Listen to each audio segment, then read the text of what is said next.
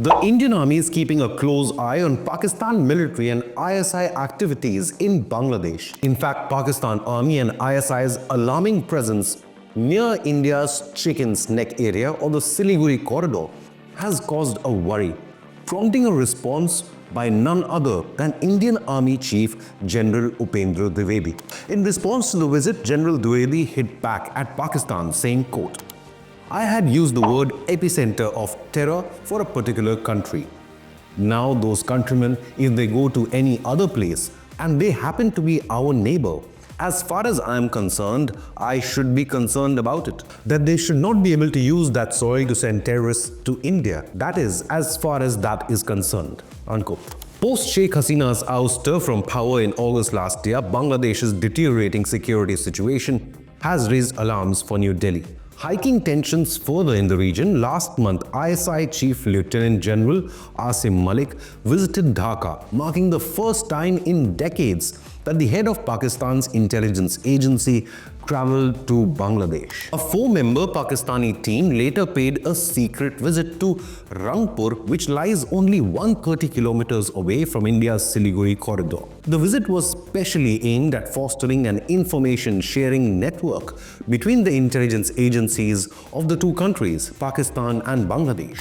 Pakistan could then easily pass the information obtained to its puppet master China, further threatening India's defense strategy. This is the dual threat of trying to destabilize the Siliguri corridor from Bangladesh while passing intel to China. This dual threat is a real cause of concern. Remember, the 22-kilometer-long, strategically vital Siliguri corridor connects mainland India to its northeastern provinces and houses several Indian Army and Indian Air Force stations.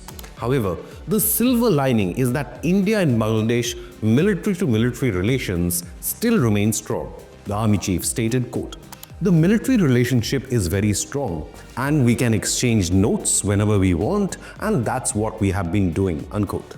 General Dwivedi further revealed that Pakistan's ISI agenda is not just limited to Kashmir only, and that the agency is fueling anti-India sentiment even in Bangladesh. So who has gained since the ouster of the democratically elected Sheikh Hasina government? Certainly it's not India and not even the United States. In fact, the US President Donald Trump himself trashed all news reports of US deep state involvement in Dhaka. There was no role for our deep state. This is something that Trump further asserted, quote, "There was no role from our deep state. This is something that the Prime Minister has been working on for a long time, for hundreds of years, frankly. I have been reading about it. I will leave Bangladesh to the Prime Minister," unquote. The real winners in Bangladesh power tussle has been Pakistan and thus China, since Islamabad is completely dependent on Beijing for all its military needs. In fact, Pakistan-Bangladesh military relations took a leap forward when Dhaka started ordering arms and ammunition from Islamabad. Between September and December, Bangladesh ordered 40,000 rounds of ammunition, which is 3 times the quantity compared to last year.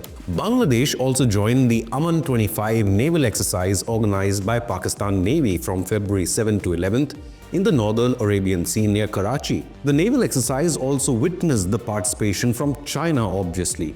Beijing's involvement indicates a growing Bangladesh-China-Pakistan nexus, aiming to integrate regional players into its Belt and Road Initiative, strengthening its foothold in Indian Ocean region, while at the same time attempting to encircle its biggest regional rival India.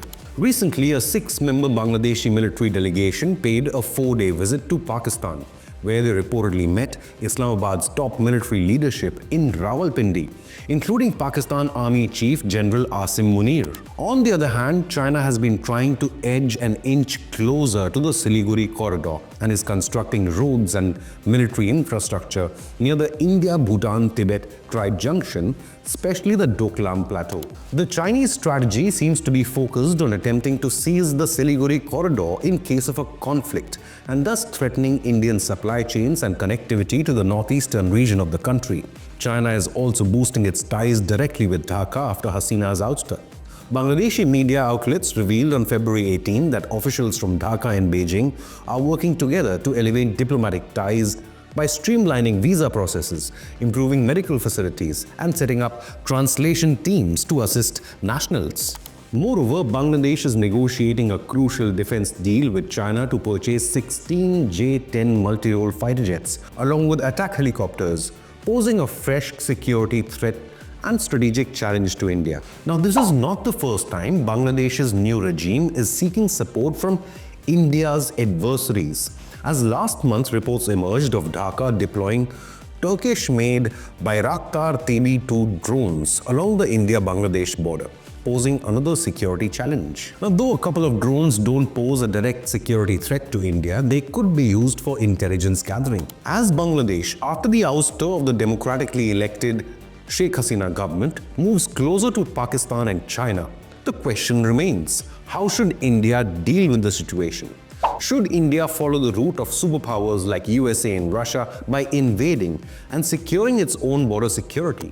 Or are diplomacy and talks the only way forward to find lasting peace? Leave a comment with your opinion, hit the like button, and subscribe to Inconnect News.